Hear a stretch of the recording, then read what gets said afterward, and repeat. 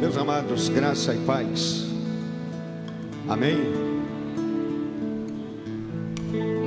Abra sua Bíblia no Salmo 141. 141. Convido a igreja a se colocar em pé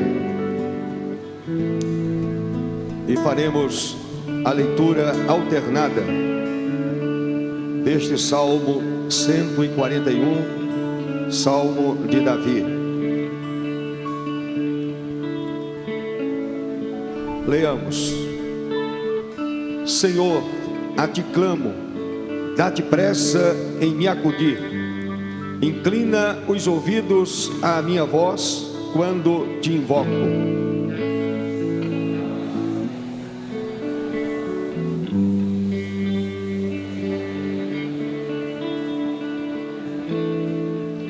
Põe guarda, Senhor, a minha boca, vigia a porta dos meus lábios.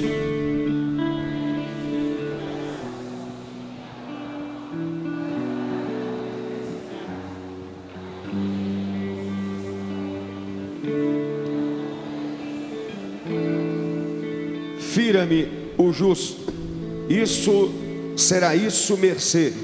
Repreenda-me, será como óleo sobre a minha cabeça, a qual não há de rejeitá-lo. Continuarei a orar, enquanto os perversos praticam maldade.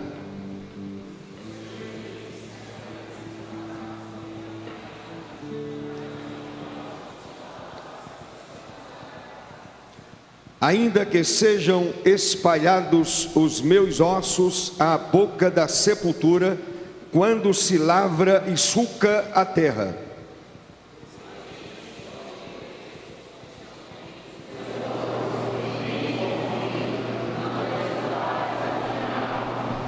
Guarda-me dos laços que me armaram e das armadilhas dos que praticam iniquidade.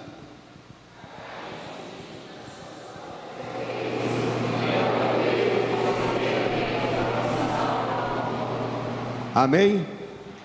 Louvado seja o nome do Senhor. Vamos repetir, meus irmãos, os versos 1 e 2.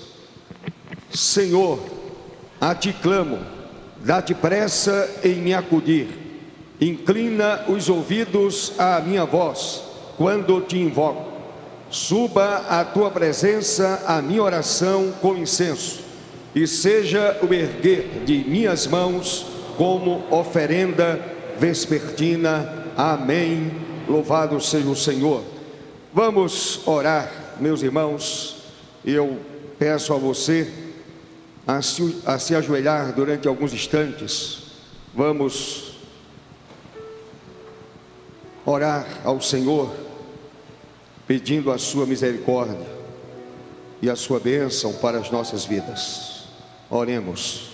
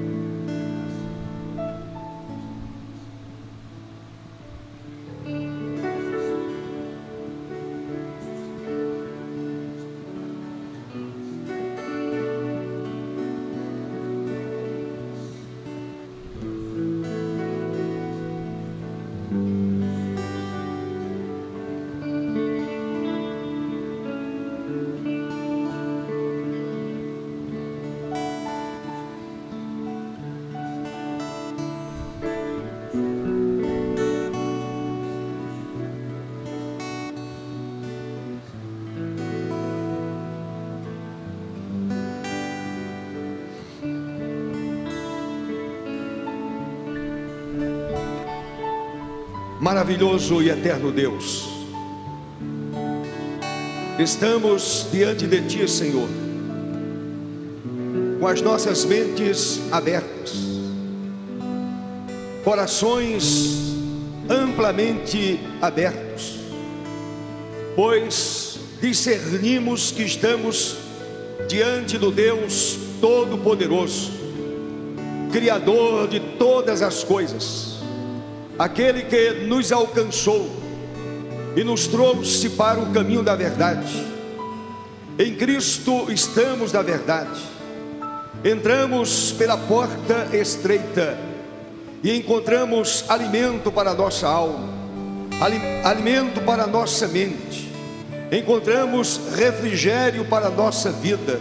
Portanto, na pessoa bendita de Jesus estamos seguros, e queremos, ó Deus, nesta noite te oferecer o nosso culto em espírito e em verdade.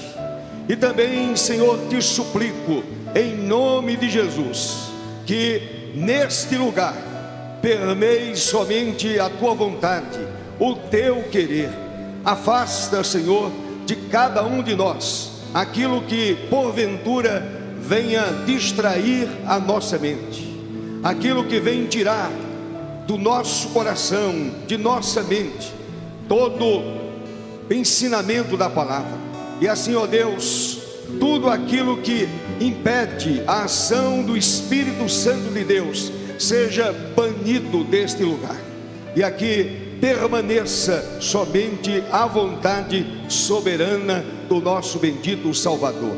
Assim oramos e agradecemos pela mediação de Jesus. Amém, Senhor. Amém.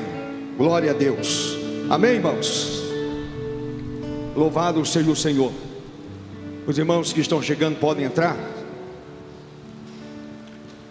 E damos as boas-vindas a todos os presentes. E entendemos que estamos aqui esta noite com o propósito de adorarmos ao nosso Deus em espírito e em verdade, oferecermos ao Senhor um culto bíblico centralizado nas Escrituras Sagradas, um culto cristocêntrico centralizado na pessoa bendita de Jesus. Amém? Louvemos ao Senhor. Meus amados irmãos, neste exato momento vamos glorificar a Deus através da música.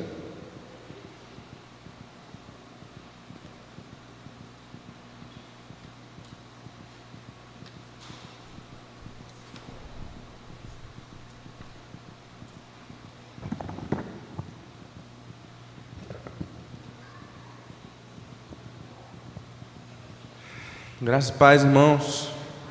Amém, irmãos? Amém. Aleluia. Vamos louvar o nosso Deus com alegria, com entusiasmo. Abriu mão da sua glória, semelhante a um homem. O Senhor Jesus veio a este mundo, se esvaziou, né?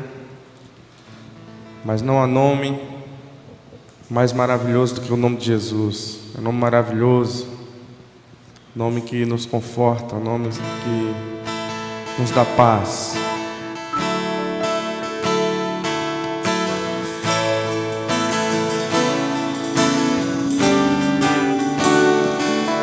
Você abriu mão da sua glória, e semelhante a um homem se esvaziou, servo tornou, e a si mesmo se humilhou, como filho, obedeceu até a morte de cruz. Mas o grande Deus, nosso Pai, o nosso Pai, o exaltou e lhe deu um nome que é sobre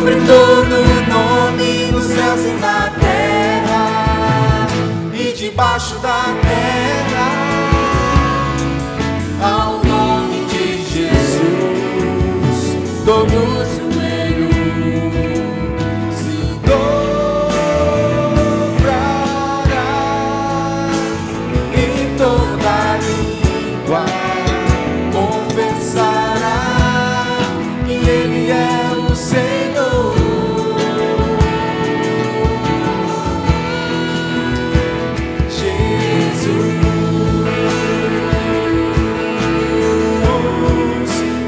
Sobre todo nome, nome sobre todo nome, Jesus.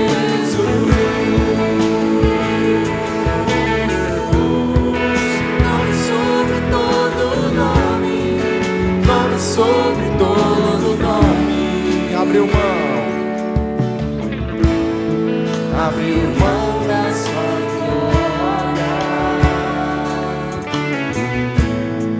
semelhante a homem, se esvaziou, servo tomou,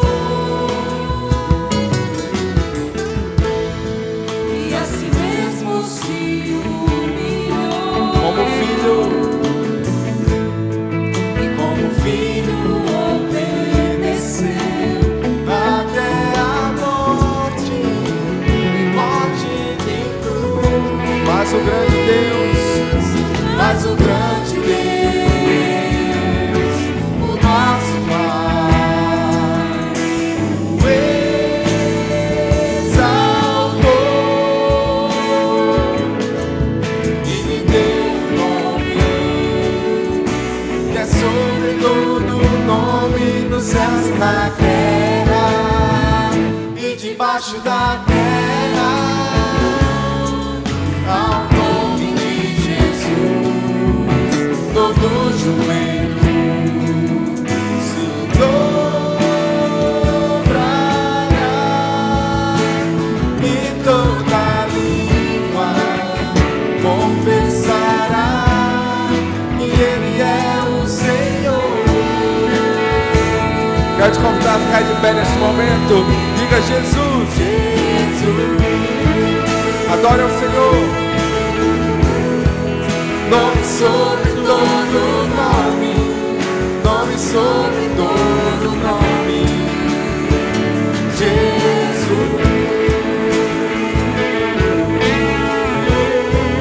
Nome sobre todo nome, nome sobre todo nome, Jesus.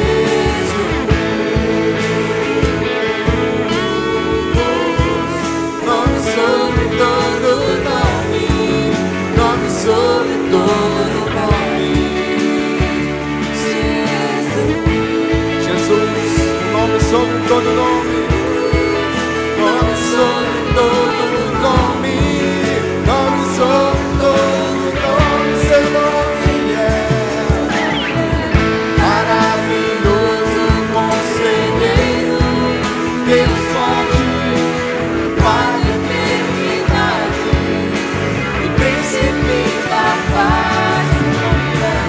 Maravilhoso, conselheiro, Deus forte, Pai da eternidade e príncipe da paz. Seu nome é maravilhoso, conselheiro, Deus forte, Pai da eternidade e príncipe da paz. Seu nome é maravilhoso, conselheiro, Deus forte, Pai da eternidade e príncipe da paz. Aleluia. Nome maravilhoso é o nome de Jesus. Amém, irmão? Eu te quero mais do que o ouro, eu te quero mais do que tudo. Esse é o nosso desejo.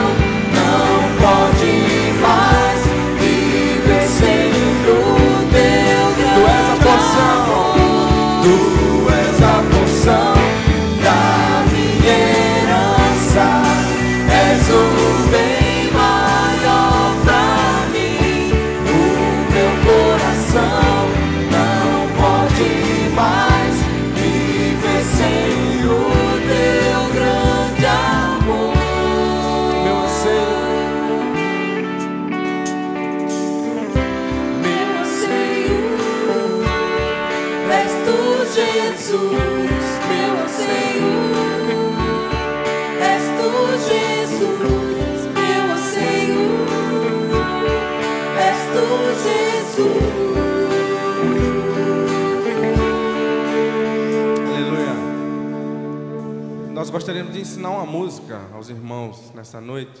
Uma música que nós nunca cantamos aqui. E ela diz: rendido estou, toma-me, né? Estamos aos pés da cruz. Eu gostaria que vocês continuassem adorando ao Senhor junto conosco.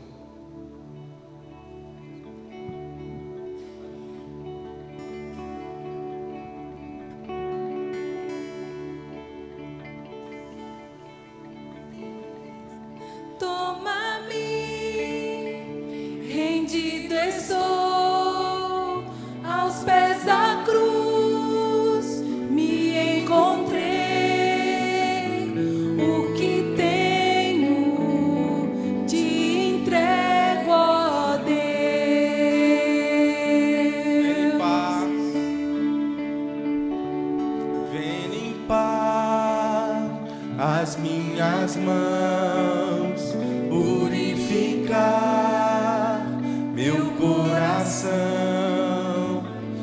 que eu ande em tudo.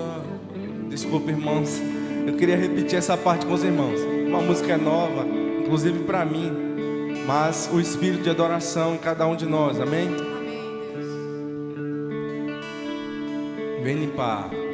Vem limpar as minhas mãos, purificar meu coração, que eu ande em tudo que tu tens pra mim.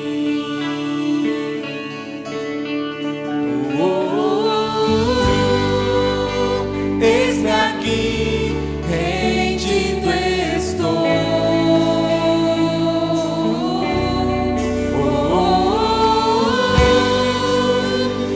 Sou teu e tu és meu, Jesus.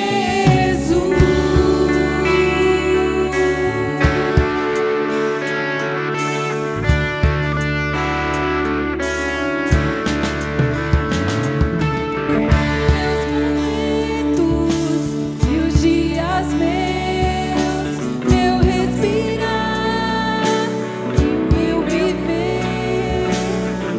sejam todos pra ti, ó Deus.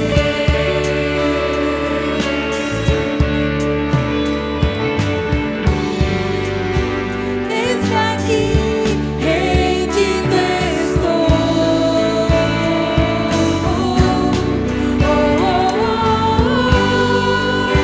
Eu sou teu e tu és o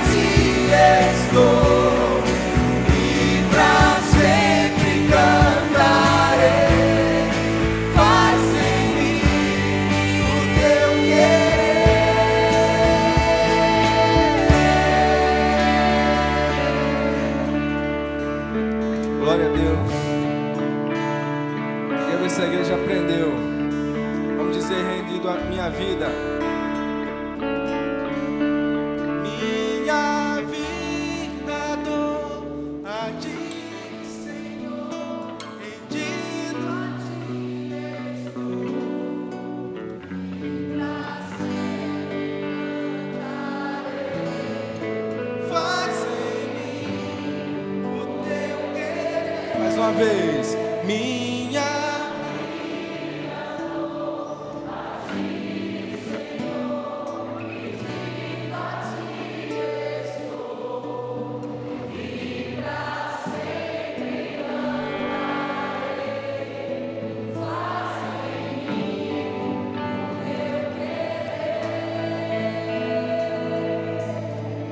aleluia. Que Ele faça sempre a sua vontade em nossas vidas. Amém.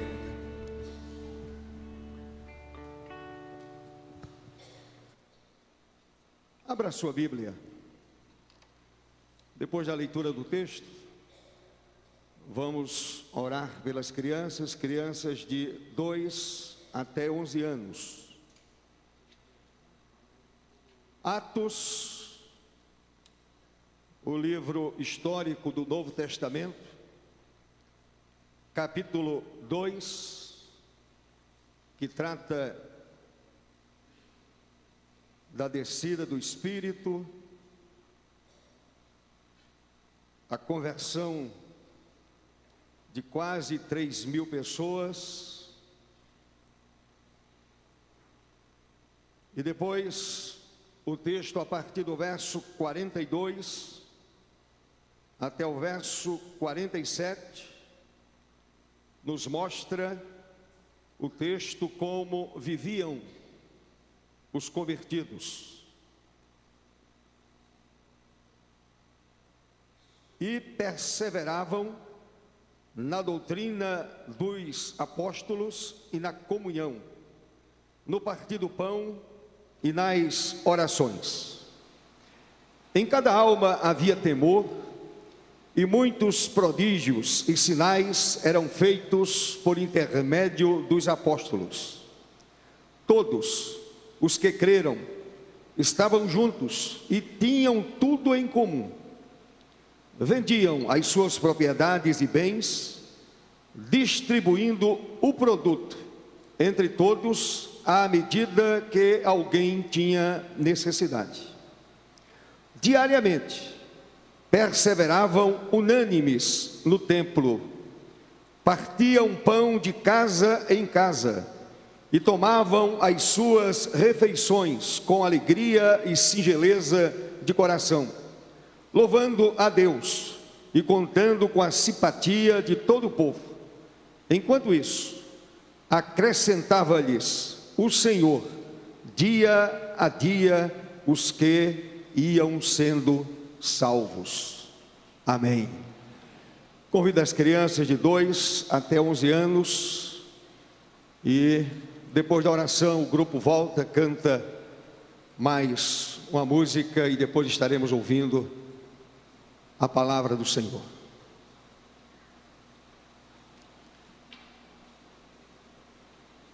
Hoje esse feriadão amanhã, muita gente aproveitou, estamos sentindo a ausência de muitos irmãos e irmãs da nossa comunidade. Poucas crianças também. Vamos orar.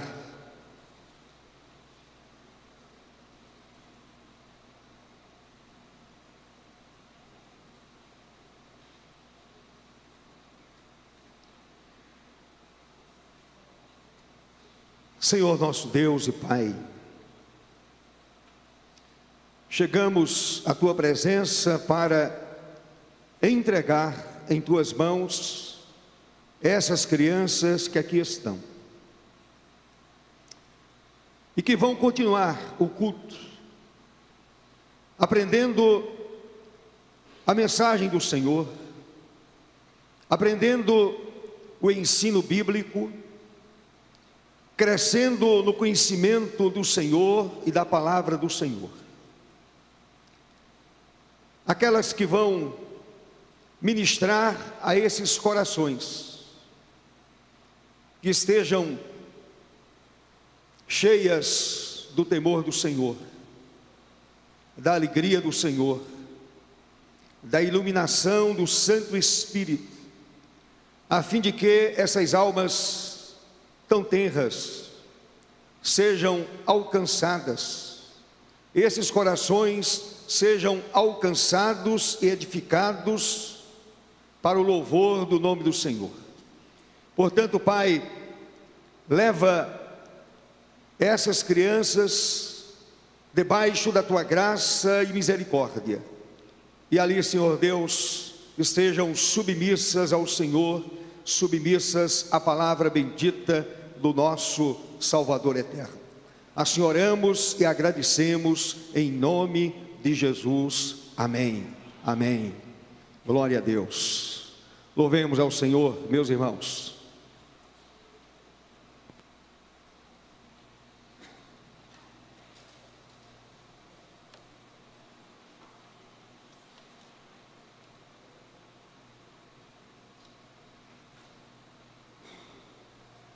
Amém. A igreja pode sentar. Vamos louvar o Senhor, mais um cântico de adoração.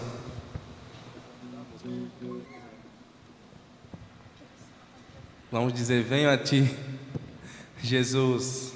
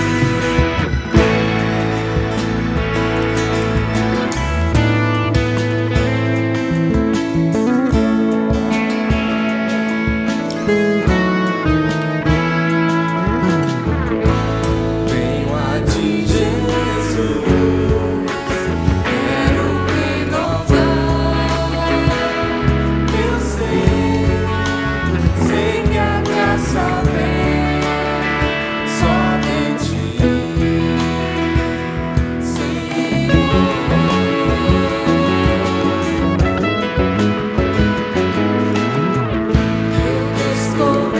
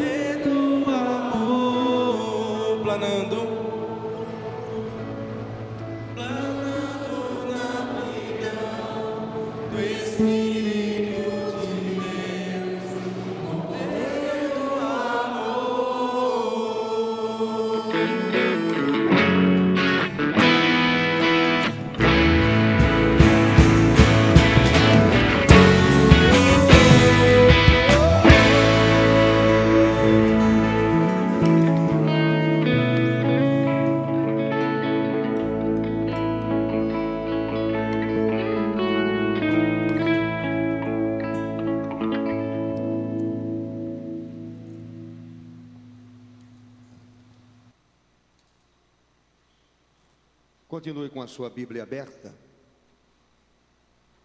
O livro de Atos, 42 a 47. E vamos estudar um pouquinho a respeito dessa comunhão que havia entre os crentes do primeiro século.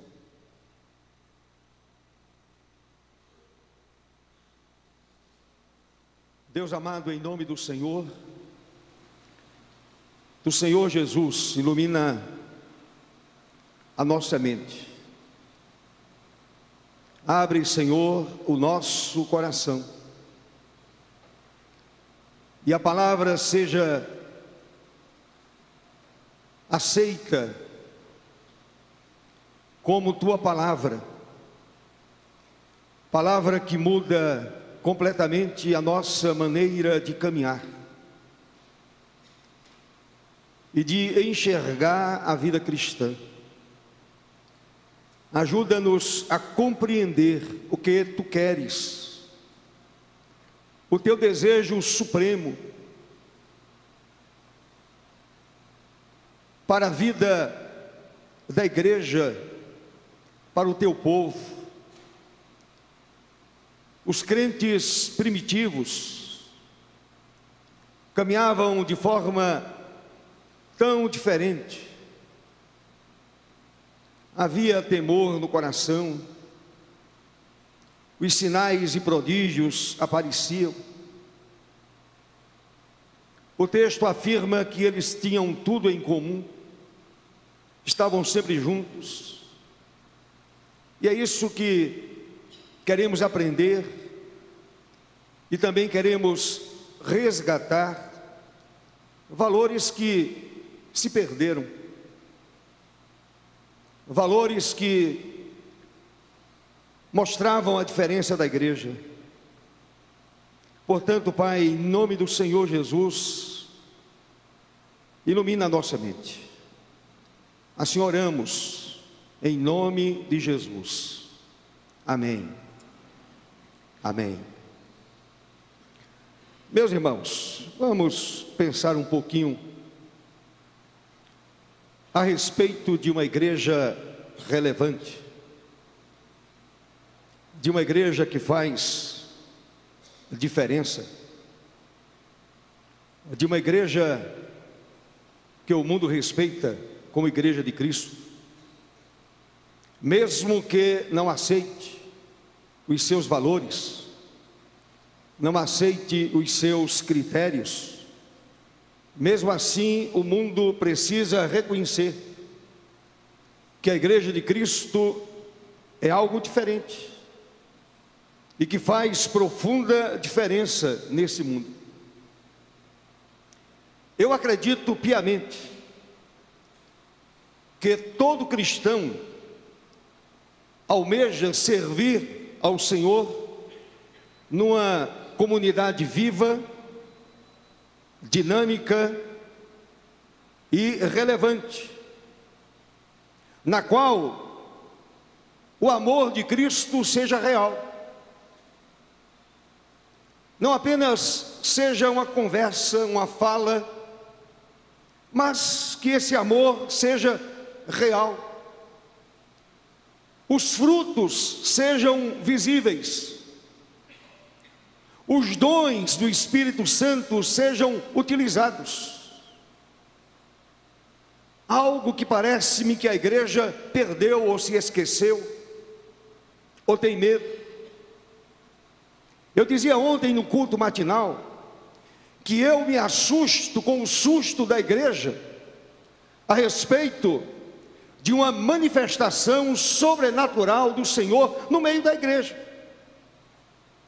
O que me assusta é esse susto da igreja, esse medo da igreja, esse pavor da igreja. Os dons do Espírito foram dados para serem utilizados na vida da igreja, com o objetivo de edificar, de chamar a atenção daqueles que estão errados, de admoestar. Então esperamos uma igreja que utilize os dons espirituais. Doutrinariamente, a igreja continue pura. Uma igreja reformada e sempre se reformando, nunca estagnada, nunca estacionada. Uma igreja que observa a doutrina pura, procura conhecer cada vez mais a doutrina reformada, a doutrina cristã, a doutrina bíblica, a doutrina reformada. O fruto do Espírito Santo exercitado, aquilo que nós conhecemos. Paulo escreveu sobre esse tema na carta aos Gálatas. O fruto do Espírito apareça e seja exercitado por cada um de nós. Portanto, quando os frutos são visíveis, quando os dons do Espírito são utilizados, quando a igreja continua pura doutrinariamente, meu querido irmão, ora, os crentes estão envolvidos. A igreja se envolve completamente, porque há algo especial, há algo sobrenatural. O livro de Atos mostra o perfil de uma igreja relevante, de uma igreja que realmente prevalece e que desafia a nossa vida cristã hoje. Atos nos mostra esse modelo de igreja, modelo pensado por Jesus, o Senhor da igreja. Nada diferente, nada novo, nada especial, é aquilo que o Senhor imaginou para a igreja, é aquilo que o Senhor pensou a respeito da igreja. E quando lemos Atos 2, principalmente a partir do verso 42, esses versos desafiam a minha vida, desafiam evidentemente a sua vida também. Porque se somos criteriosos e se somos honestos na análise bíblica e naquilo que estamos vivendo como igreja de Cristo, observamos que estamos bem distantes desse projeto de igreja imaginado pelo Senhor na eternidade. Estamos vivendo bem longe disso.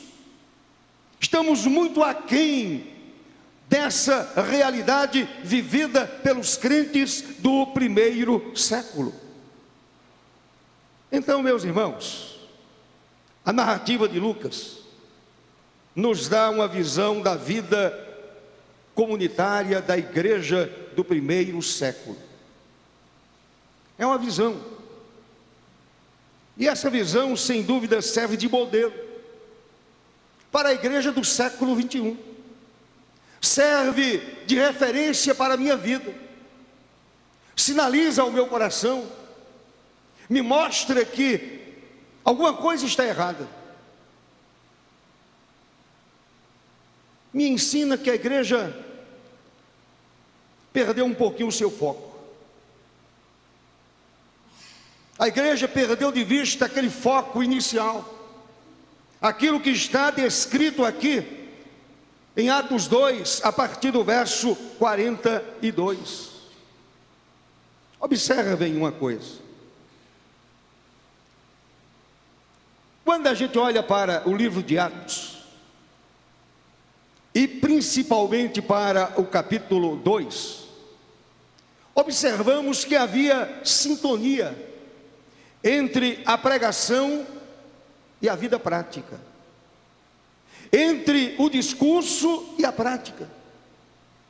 Havia sintonia, não era uma coisa diferente, o sermão ou a pregação era uma coisa e a vida era outra, havia essa sintonia.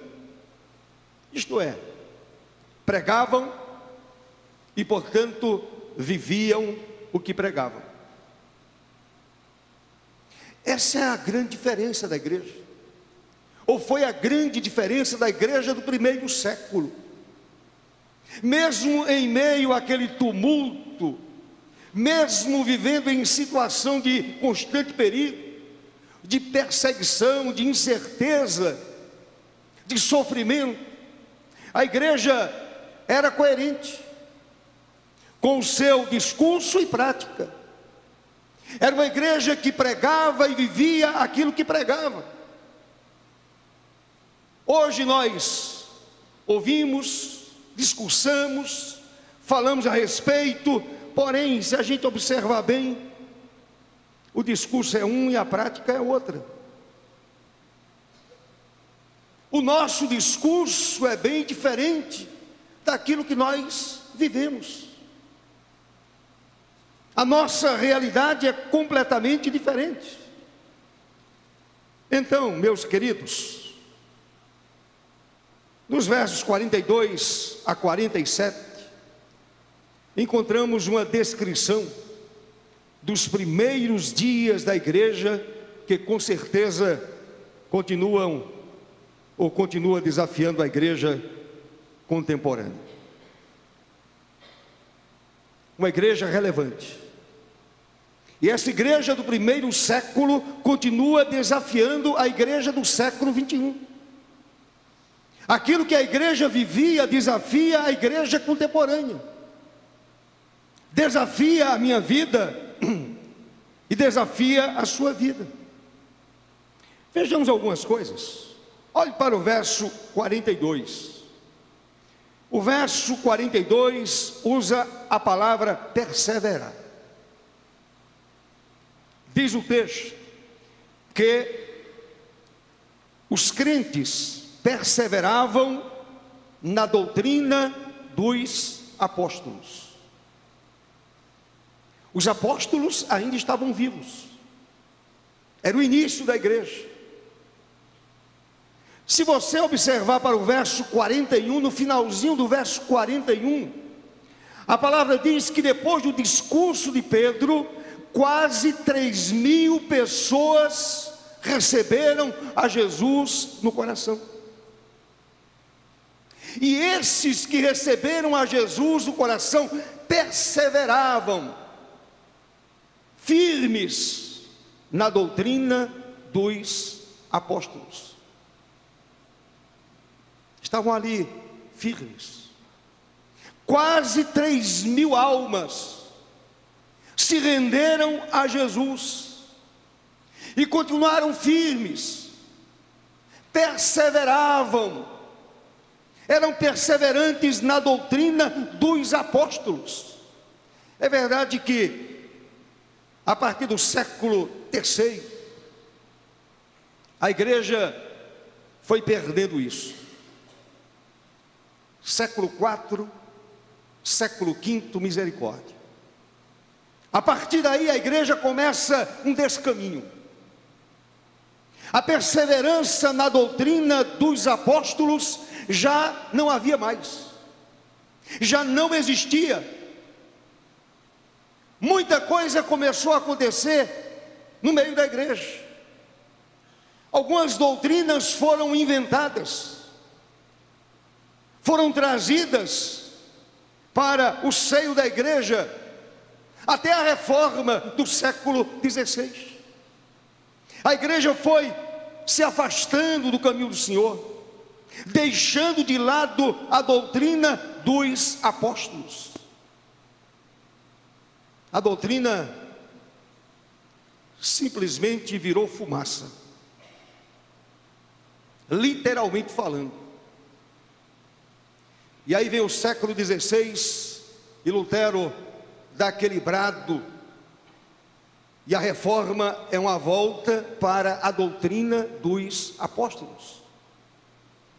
Aí nasce a igreja reformada, a igreja da reforma, a igreja que nasceu de um grito de um homem inconformado com aquilo que via, com aquilo que ouvia.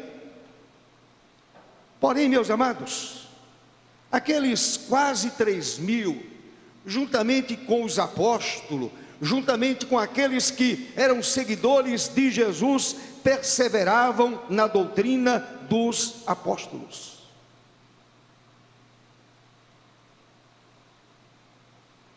Se a gente pensar um pouquinho, será que o modelo de igreja que nós temos hoje é uma igreja que persevera na doutrina dos apóstolos? Será que nós estamos de volta às Sagradas Escrituras? Será que nós estamos observando o que ensina a palavra de Deus?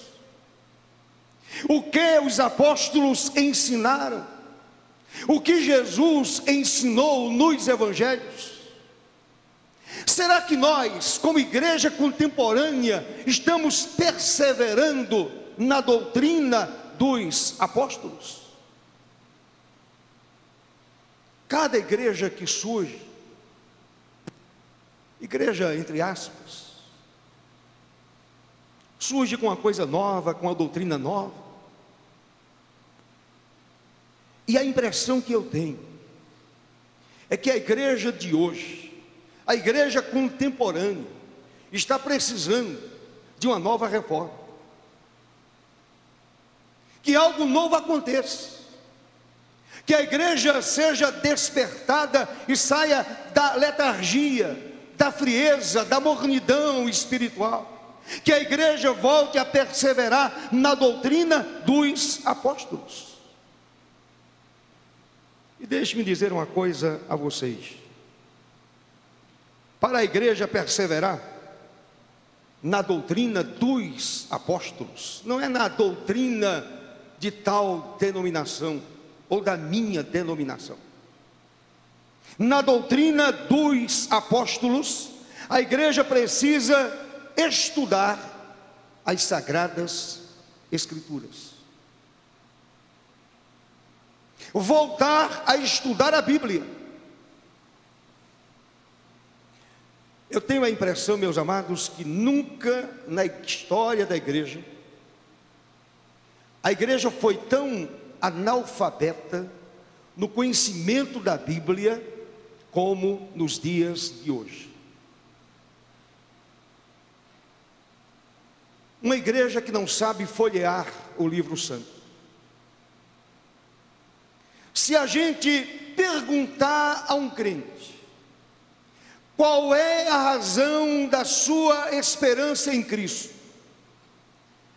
à luz das Sagradas Escrituras, certamente esse crente encontrará uma certa dificuldade para mencionar textos que confirmem a sua esperança em Cristo Jesus. O que falta? O que está acontecendo? A igreja precisa voltar a estudar a Bíblia, a estudar as Sagradas Escrituras, pedindo ao Espírito Santo discernimento para entender aquilo que está escrito e aplicar à vida diária. Ler, mas antes de ler, pedir ao Santo Espírito: Senhor, ilumina a minha mente. Ilumina a minha mente de tal forma que eu consiga compreender a Escritura Sagrada. Deixe-me dizer uma coisa a vocês. A Bíblia não é um livro somente para pastores ou para teólogos. A Bíblia é para você. A Bíblia é para a igreja. A Bíblia é para o povo de Deus. Portanto, eu preciso estudar a Bíblia diariamente. E não somente abrir a Escritura, eu preciso aplicar à minha vida aquilo que estou lendo. O Senhor Jesus disse o seguinte em Mateus 28:20, se você quiser conferir com a sua Bíblia. O Senhor afirmou que devemos guardar todas as coisas que Ele nos ordenou. Devemos guardar tudo tudo aquilo que o Senhor da igreja nos ensinou.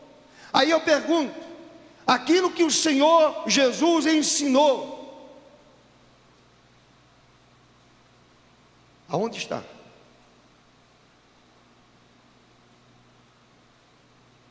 No livro que conta a história do descobrimento do Brasil? No livro de filosofia? No livro de geografia?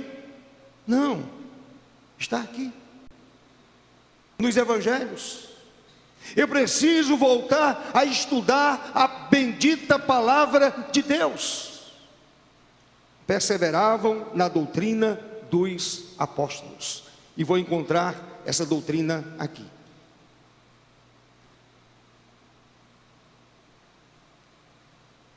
Se cada cristão lesse Romanos, desejando aprender, querendo conhecer a doutrina apostólica e aplicando o texto à sua vida, esse crente seria um crente maduro.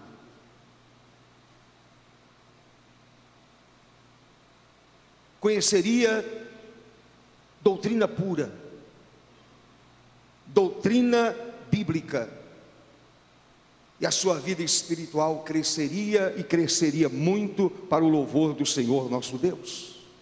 Mas o verso 42 continua dizendo: perseveravam na comunhão.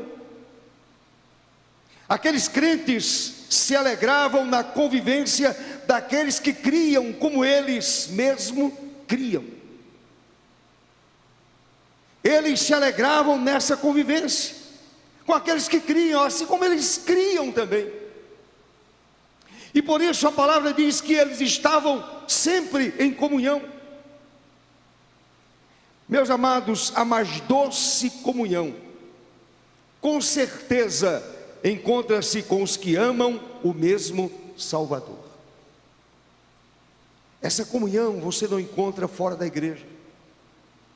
Você encontra na igreja do Salvador. Não existe comunhão com as trevas.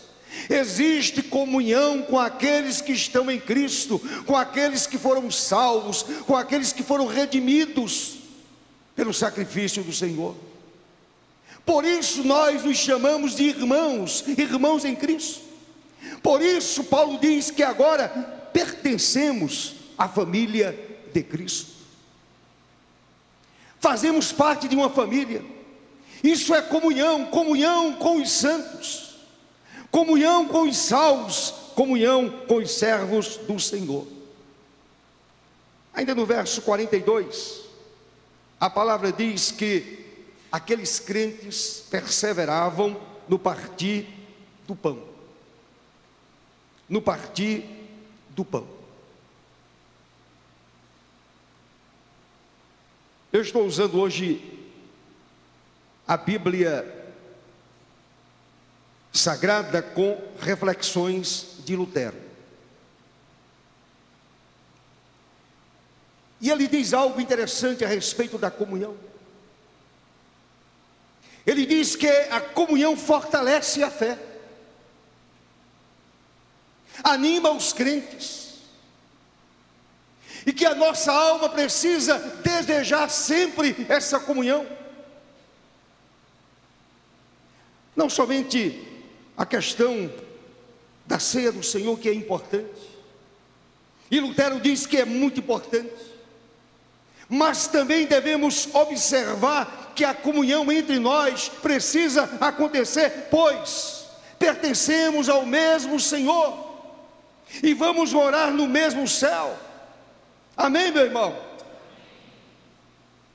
Comunhão uns com os outros e participação ativa na ceia do Senhor. O pão e o vinho faziam a igreja lembrar a crucificação do Senhor e a volta do Senhor. A gente esquece esse detalhe. quando a gente celebra a comunhão, quando o crente participa da ceia do Senhor, ele está trazendo à sua memória o ato da morte de Cristo.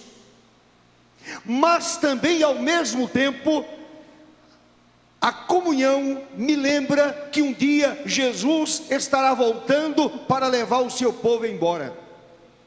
Amém, meu irmão? A comunhão nos leva ao Calvário, nos lembra a morte do Senhor, e ao mesmo tempo a comunhão nos lembra que um dia estaremos na eternidade, estaremos com Cristo, estaremos diante do Cordeiro de Deus, estaremos diante do nosso bendito Salvador. Comunhão no partir do pão. Deixe-me dizer uma coisa a vocês: quem se ausenta da mesa do Senhor sofre as consequências da fraqueza espiritual. É interessante, quando eu peguei esta Bíblia que ganhei de presente no dia 6 de outubro, estava pensando sobre esse texto. Quando abri o texto, Lutero diz exatamente isso: aquele que se ausenta da ceia do Senhor enfraquece espiritualmente. Ele entendia que a ceia era algo especial para a vida comunitária, para a vida da igreja.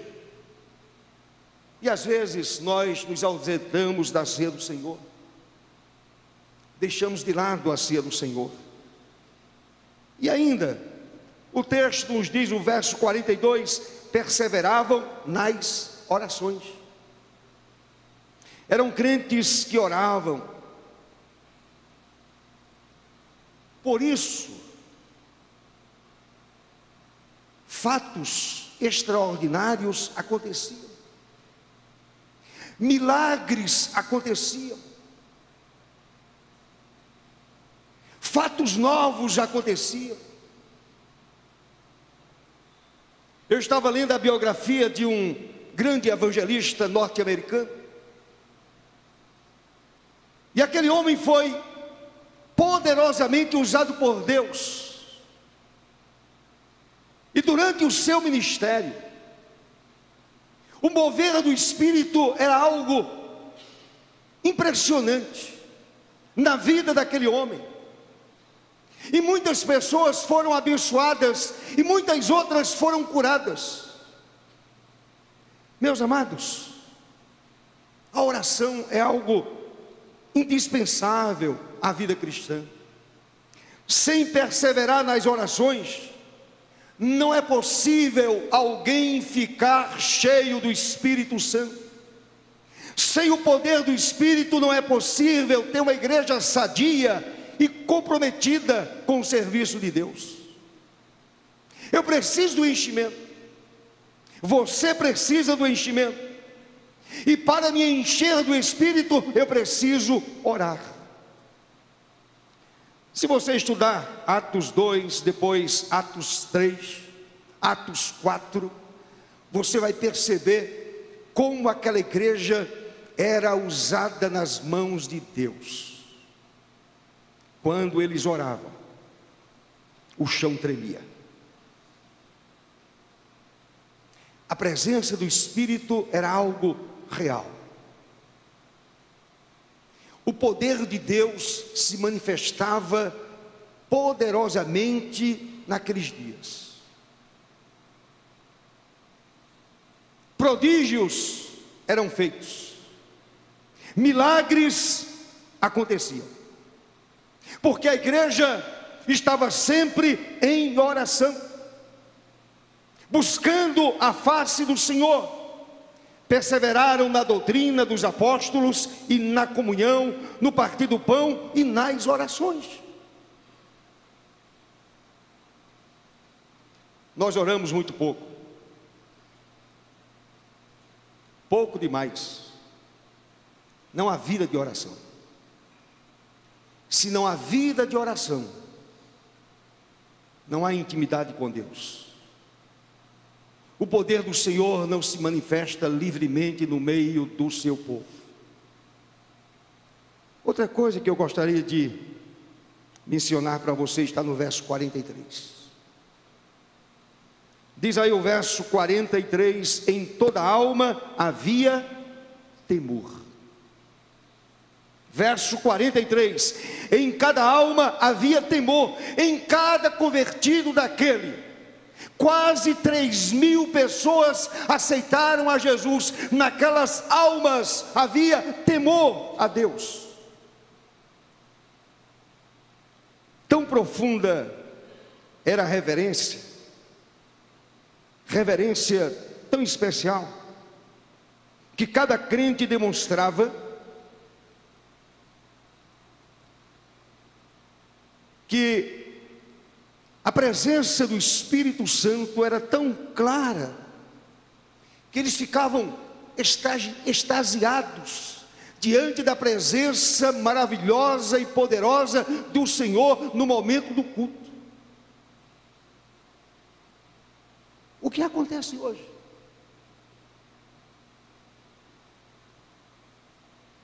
O que acontece hoje?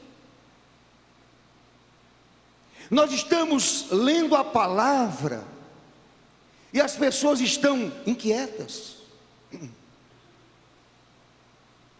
Estamos pregando a palavra e as pessoas estão inquietas. Quando a nossa atitude deveria ser uma atitude de temor, de profunda reverência.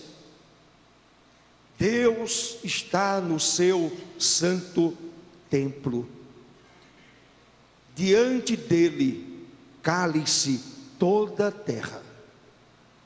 O Espírito Santo está passeando no meio do seu povo, diante dele se cale todo adorador. E escute a palavra, abrindo o ouvido, abrindo bem o ouvido, pedindo ao Senhor que abra o seu entendimento, que o crente use o seu entendimento, a sua racionalidade, para compreender aquilo que está sendo dito. É claro, meus amados, que os homens mortais não estão muito acostumados a ser visitados de uma forma poderosa pelo poder do Espírito Santo. Homens mortais, como nós, não estamos acostumados. Nos acostumamos a ouvir uma palavra, uma reflexão, um sermão, voltamos para casa e a nossa vida continua sendo a mesma vida. Então, uma igreja relevante, uma igreja alegre, uma igreja santa, uma igreja ousada, é uma igreja que sente o temor do Senhor do coração. Entende que está diante do Deus Todo-Poderoso, aquele que é santo, santo, santo, o Deus eterno, aquele que criou todas as coisas, e diante dele eu me recolho. Eu sinto temor e tremor diante dele. Eu não estou diante de um objeto criado pelo ser humano, pela imaginação humana. Eu não estou diante de um altar cheio de criações humanas. Eu estou diante do Deus poderoso, que em espírito está aqui neste lugar. Quando 2 ou 3 estiverem reunidos em meu nome, ali eu estarei, disse o Senhor. Eu creio nessa palavra, portanto eu creio na imanência do Senhor, eu creio que Ele está presente aqui, Ele está presente na minha vida e na sua vida. Agora, meu irmão, olhe para o verso 43. O que diz o verso 43? O verso 43 diz assim: em cada alma havia temor. Aí completa: e muitos prodígios e sinais eram feitos por intermédio dos apóstolos, tais como curas admiráveis de enfermidades impossíveis, ressurreições, coisas que você nem imagina. Por exemplo, Paulo diz a um sujeito que estava interrompendo a sua pregação ao procônsul Sérgio Paulo, ele diz: ó filho do diabo, a partir de agora você ficará cego. Algo desse tipo. Aí eu pergunto: onde estão os prodígios, as maravilhas, os milagres do Senhor nos dias de hoje? E se a gente observar o que disse Jesus em João 14, verso 12, observe, leia o que disse Jesus, João 14, verso 12, está escrito, meus irmãos: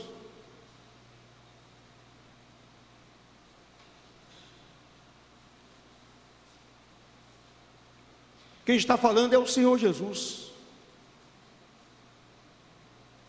Nesse texto é o Senhor que está falando. Em verdade, a Ele enfatiza algo muito comum na mentalidade judaica. Em verdade vos digo que aquele que crê em mim fará também as obras que eu faço, e outras maiores fará, porque eu vou para junto do Pai. Aquele que crê em mim fará as obras que eu faço, e outras maiores fará. O Senhor, quando menciona essas palavras, quando diz essas palavras, e Ele fala a respeito de obras maiores, é claro que o Senhor está pensando sobre a vinda do Espírito, o Consolador, para ficar com a igreja, e através do Espírito a igreja continuaria fazendo as obras poderosas de Jesus. E Atos é uma prova.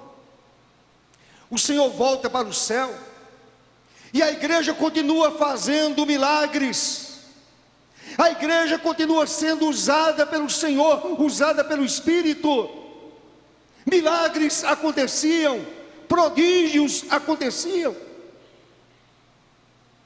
Às vezes nós vamos orar por uma pessoa enferma, e oramos e nem cremos,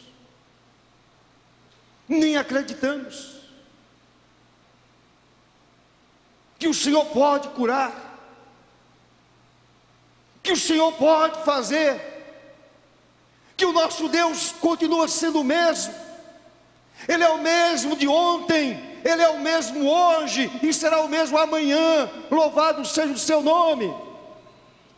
Então, meu querido irmão, eu em nenhum momento dispenso essa ideia de prodígios, de milagres, de curas, de ressurreições na vida do povo de Deus, porque o Senhor continua o mesmo, em nome de Jesus.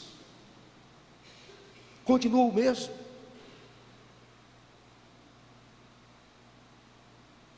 E tanta coisa acontece. E eu poderia citar aqui diversos exemplos de cura, do poder sobrenatural de Deus descendo sobre uma vida, e essa vida sendo abençoada e curada pelo Senhor. Falar de fatos sobrenaturais de Deus, do impossível na mente dos homens, porém possível na mente do Senhor.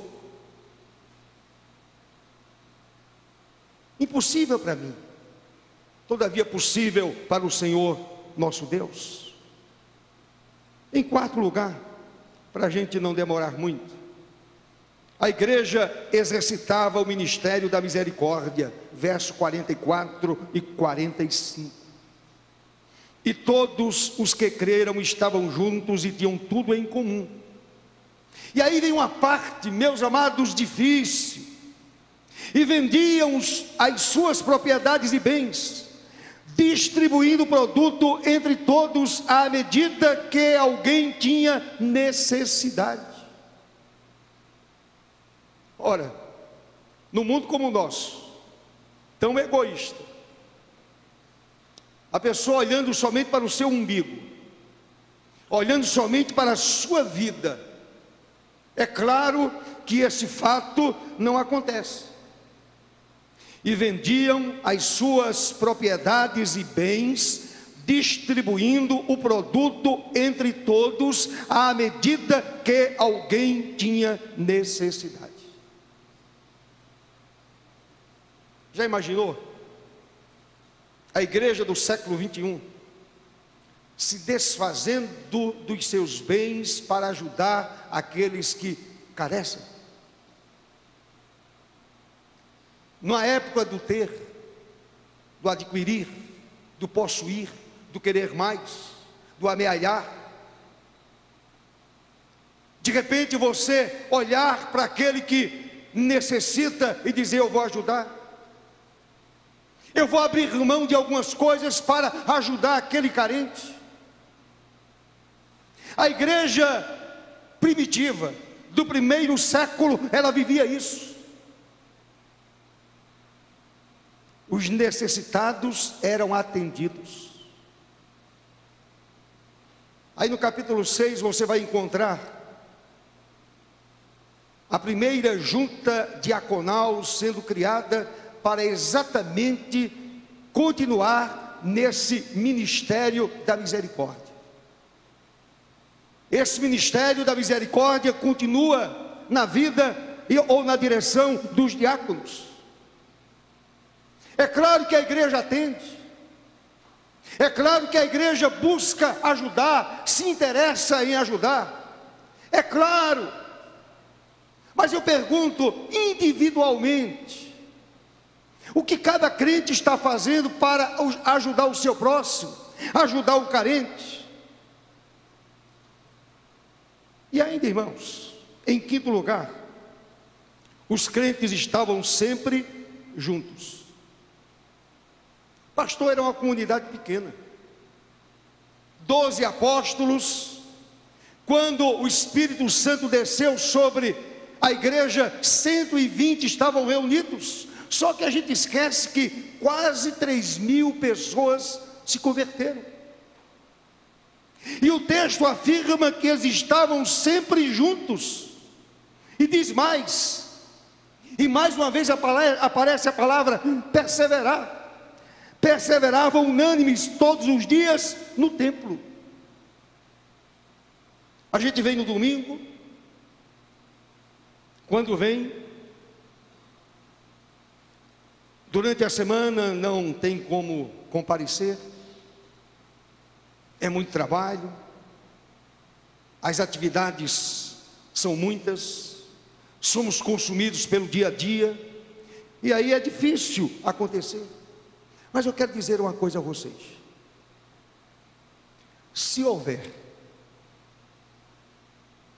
um derramar poderoso do Espírito Santo na vida da igreja, essa comunhão, ela vai se intensificar, ela vai ser tão clara, porque queremos estar juntos, compartilhando as experiências vividas, queremos compartilhar e queremos ouvir os outros compartilhando.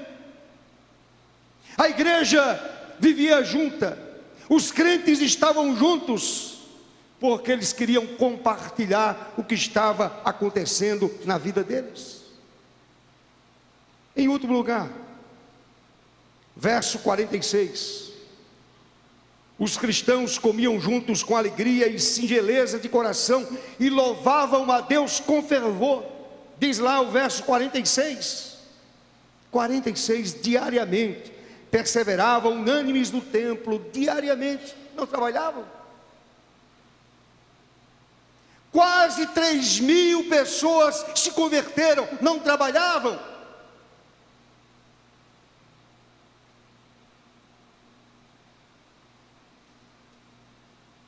Não trabalhavam? Diariamente eles estavam juntos no templo, louvando ao Senhor com todo fervor. É claro, eles trabalhavam, davam duro, porém, eles entendiam que o melhor lugar do mundo era exatamente aos pés de Jesus. Era estar no templo, buscando a face do Senhor. Comiam juntos, com alegria e singeleza de coração, e louvavam a Deus com fervor. Essa comunhão era intensa. Eles comiam juntos. E eu quero encerrar dizendo o seguinte: quais foram os resultados para a igreja naqueles dias? Primeiro, simpatia do povo. Olhe para o verso 47. Louvando a Deus e contando com a simpatia de todo o povo. Dos 3.000 ou quase 3.000? Não, eram crentes. Eram salvos, eram servos, eram pessoas nascidas de novo. A igreja contava com a simpatia dos de fora. A sociedade podia não aceitar a doutrina dos apóstolos, a vida comunitária da igreja, os valores da igreja, porém a sociedade respeitava aquela igreja como igreja de Deus.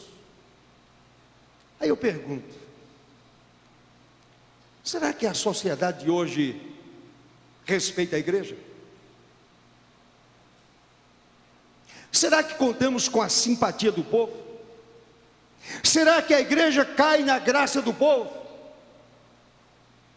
Do jeito que está, não. Do jeito que está, de jeito nenhum. Tanta coisa absurda acontecendo, o nome do Senhor sendo usado de uma forma tão imoral. É claro que não. E muita gente acha, e a sociedade acha, que todos são farinha do mesmo saco.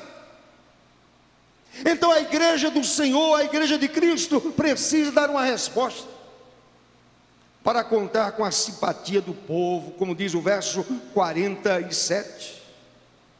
E ainda, salvação de muitas almas.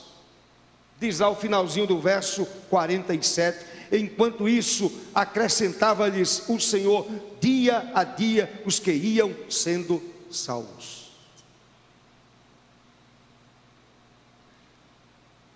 Basta a igreja seguir isso. Basta a igreja observar o que está escrito em Atos 2, a partir do verso 42 até o verso 47. As almas virão, o Senhor vai acrescentando, o Senhor vai trazendo as vidas, como diz o texto. Enquanto isso, enquanto a igreja vivia aqueles valores de vida sincera, de oração, de comunhão, de temor, de pureza na doutrina, observando a doutrina dos apóstolos, o texto diz: enquanto isso, acrescentava-lhes o Senhor dia a dia os que iam sendo salvos.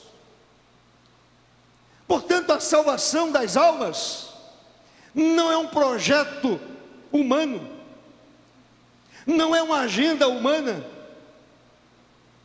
é algo que Deus, somente Deus pode fazer.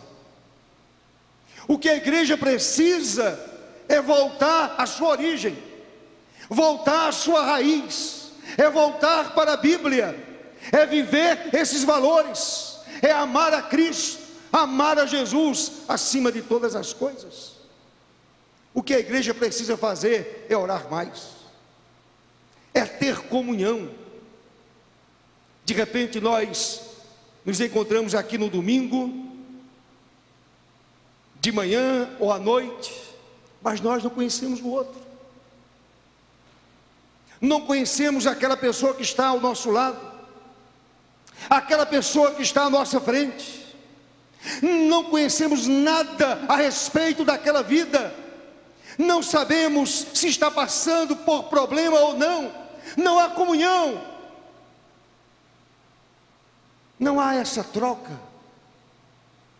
Carlos Ortiz, e aqui eu encerro,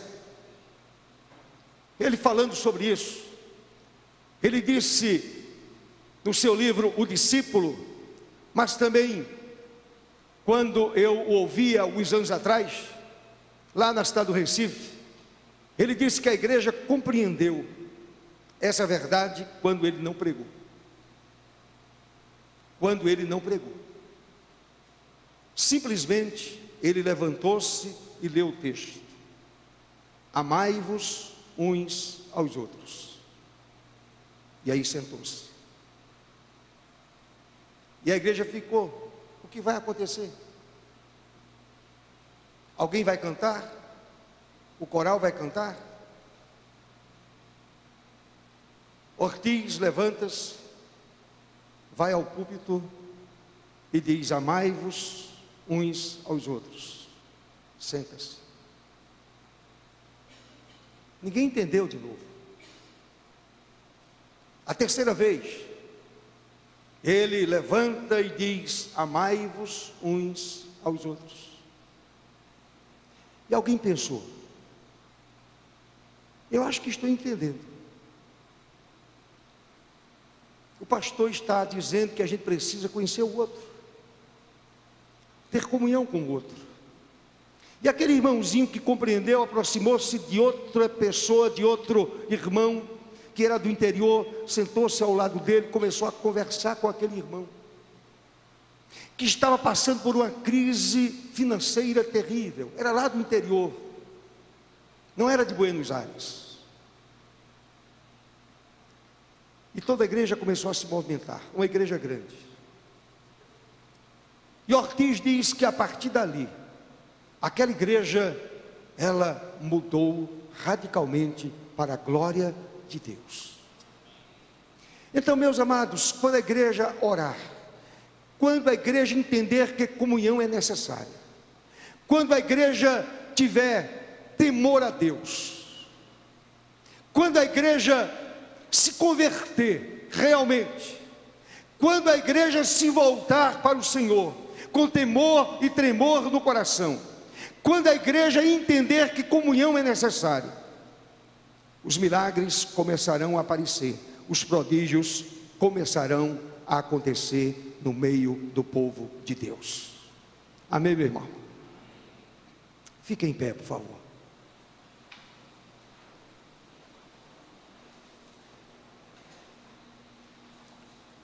Vamos orar ao Senhor.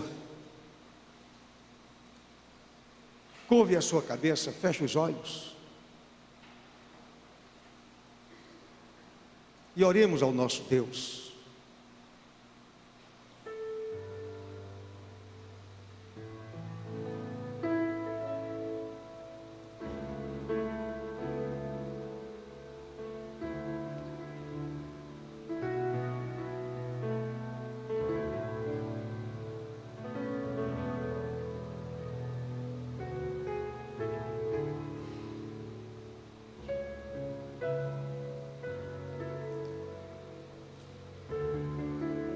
Amado Deus, diz a tua palavra que o Senhor nos sonda e nos conhece.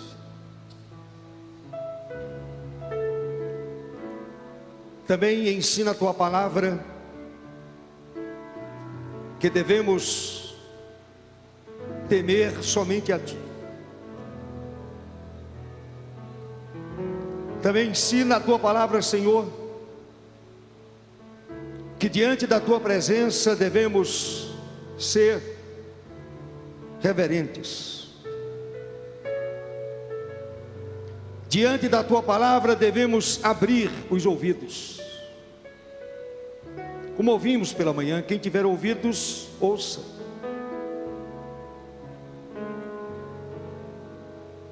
Quando a tua palavra é ministrada, devemos suplicar ao Espírito Santo que habita em nós, que a palavra venha trazer refrigério à nossa alma, admoestar a nossa vida, consolar o nosso coração, nos advertir quanto aos perigos do mundo. Ó Deus, em nome de Jesus, ouvimos que a igreja nascente, a igreja primitiva, era uma igreja que vivia aquilo que pregava. A igreja perseverou na doutrina dos apóstolos. A igreja buscava o Senhor em oração. A igreja se aquebrantava diante de Deus. Os milagres aconteciam. Os prodígios do Senhor aconteciam. Aquele povo era tremendamente visitado pelo poder do Santo Espírito. Havia, meu Deus, tantas coisas bonitas acontecendo. O povo estava sempre junto. Havia o desejo sincero de comunhão aprofundada. Não era somente um aperto de mão, mas era algo especial. Os crentes se conheciam, estavam sempre juntos, no partir do pão, nas orações, na Santa Ceia, no momento do culto. A igreja estava ali, ouvindo a palavra com atenção, com reverência, com temor, tremor no coração. E aí os prodígios aconteciam, milagres aconteciam, pessoas eram curadas, ressurreições aconteciam. Ó Deus, em nome de Jesus, aqui está parte do teu povo, da igreja de Cristo, pessoas que nasceram de novo, que são crentes, pessoas salvas, que um dia estarão diante do Salvador. Eu peço, meu Pai, que esses salvos sejam despertados pelo poder do Senhor, sejam visitados pelo poder do Santo Espírito. Meu Pai, em nome de Jesus, que a igreja tenha essa mesma vitalidade da igreja primitiva, que as experiências sejam as mesmas, e fatos maravilhosos aconteçam no meio da igreja. Assim oramos, ó Deus, e agradecemos em nome de Jesus. Amém, Senhor. Amém. Louvemos a Deus, louvemos ao Senhor. Aleluia.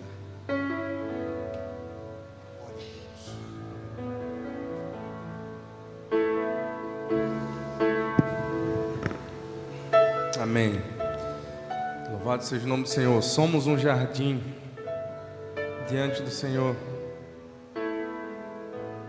Vamos aproveitar este momento para cumprimentar nossos irmãos, para dar um aperto de mão, quem sabe um abraço. Você pode ficar à vontade durante esse louvor. Adore ao Senhor, mas aperte a mão do seu irmão também. Fique à vontade, meu irmão. Somos um jardim diante do Senhor, jardim regado pela sua graça e seu amor.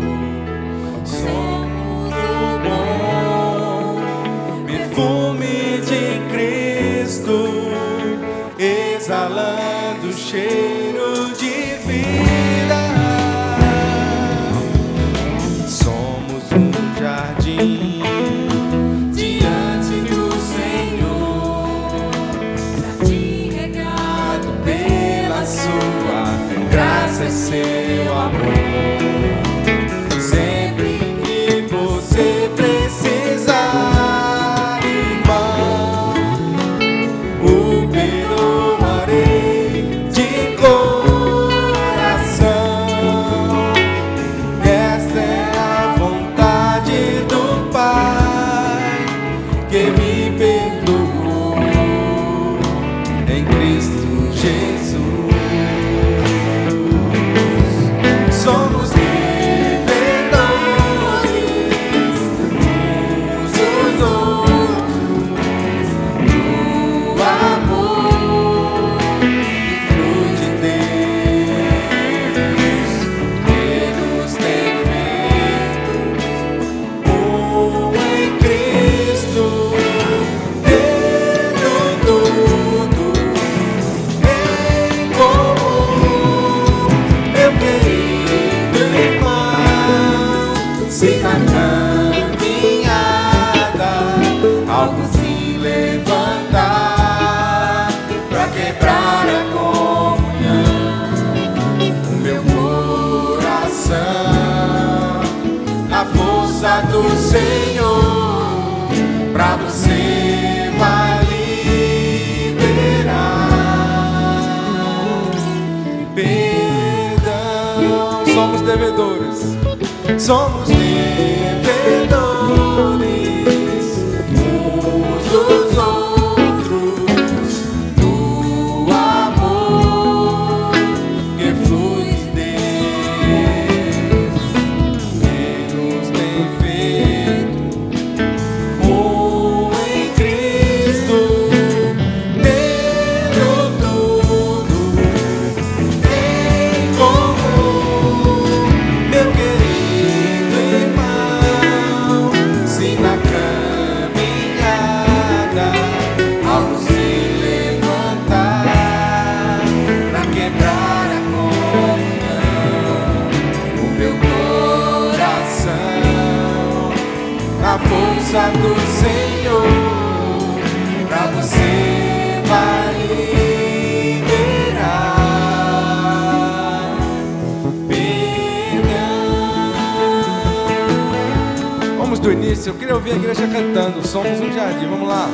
Somos um jardim diante do Senhor, jardim regado pela sua graça e seu amor. Somos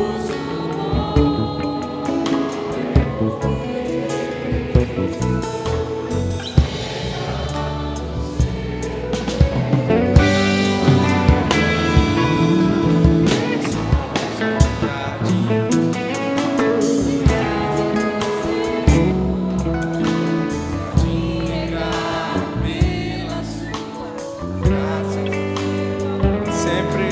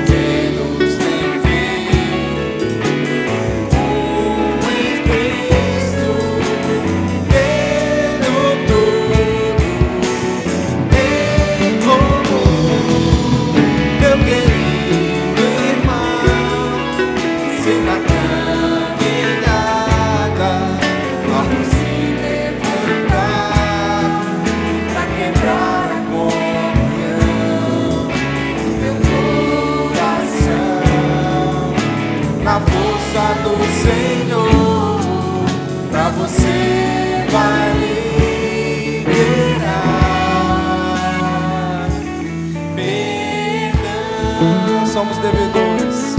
Somos devedores uns dos outros do amor que flui de Deus, que nos tem feito em Cristo, tendo tudo em comum. Eu querido irmão, siga a caminhada, algo se levantar pra quebrar a comunhão do meu coração. Na força do Senhor, pra você vai liberar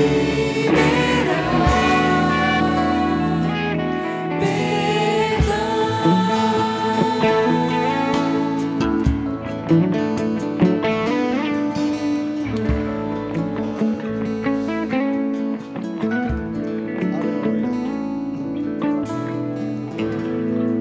Amém.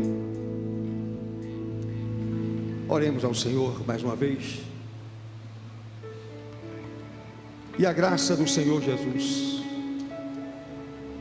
o amor de Deus, o nosso eterno Pai,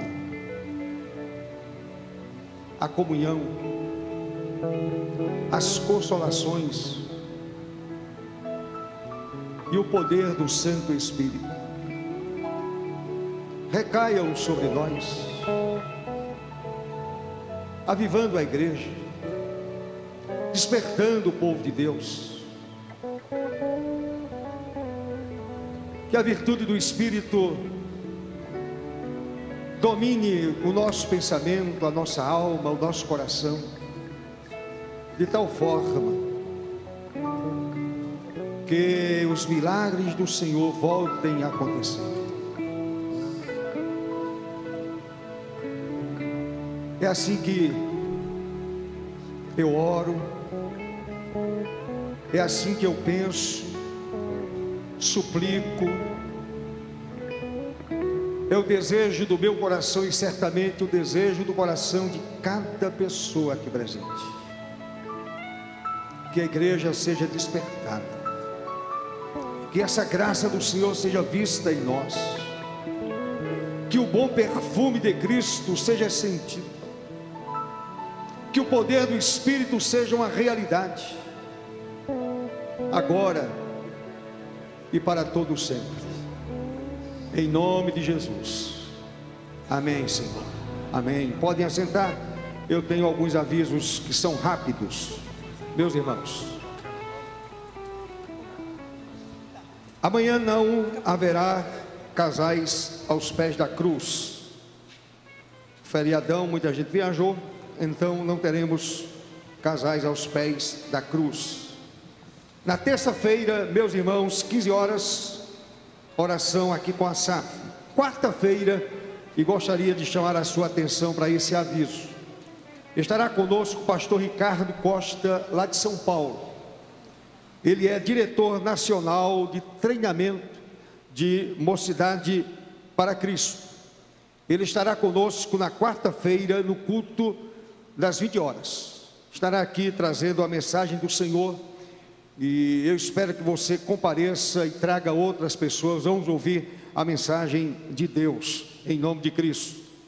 Quinta-feira, discipulado para adolescentes e jovens. Sábado, de 6 às 7 da manhã, culto matinal. Se você ainda não veio ao culto matinal, eu o convido. Venha, meu irmão, orar. Venha buscar a face do Senhor, se derramar diante do Senhor, derramar a sua alma diante de Deus. É maravilhoso a gente, no sábado, estar aqui orando, ouvindo a palavra, louvando a Deus e orando. E o Espírito Santo nos visita, é algo tão especial. Domingo, os trabalhos normais, às 9 horas o culto, 10 horas e 15 minutos EBD, 18 horas o nosso culto. E aqui tem esse aviso que trata sobre missão, que acontecerá na Igreja Batista Betel. O pastor Johnson Tadeu será um dos preletores, e a Nauzira Nascimento também estará ministrando a palavra do Senhor. Esse trabalho iniciará na sexta-feira e terminará no domingo de manhã, às 12 horas.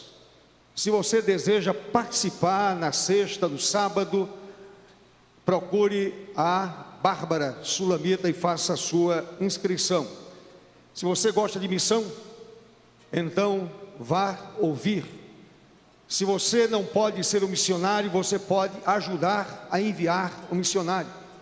Oswald Smith, um grande pregador presbiteriano, ele fundou a Igreja do Povo lá no Canadá. Ele era um homem que tinha missões no coração, missões fazia arder o coração dele. E é interessante a história dele, que ele foi rejeitado. Ele queria ser missionário, foi rejeitado porque ele tinha uma saúde frágil, uma saúde fragilizada. E aí ele iniciou o seu ministério, saiu do seminário, e a igreja dele foi uma igreja assim muito usada por Deus no envio de missionários. E ele pregou em mais de 80 países, mais de 80, pregando a palavra do Senhor, e a sua igreja tornou-se conhecida no mundo inteiro, exatamente porque o seu pastor era apaixonado por missões. Ele queria ser missionário e não pôde ser, mas a igreja entendeu a sua visão, e a igreja ajudou muito a enviar missionários. Eu conheci uma igreja na Coreia do Sul, uma igreja que não tem um templo bonito, diferentemente dos templos belíssimos que eu conheci. A igreja se reúne num hangar, usado pelos americanos na Guerra da Coreia. Eles compraram aquele hangar e a igreja se reúne ali. Agora, meus irmãos, aquela igreja envia tantos missionários para o mundo inteiro. 70% ou mais da receita mensal da igreja é destinada a campos missionários. Então, missões está no coração daquela igreja, lá na Coreia do Sul. E louvado seja Deus, que o trabalho missionário continua ardendo em muitos corações. Se você não vai, você pode ajudar a enviar um missionário, ajudando, orando, participando, e Deus tem o seu nome glorificado. Amém, meu irmão? Deus abençoe a sua vida ricamente em nome de Jesus.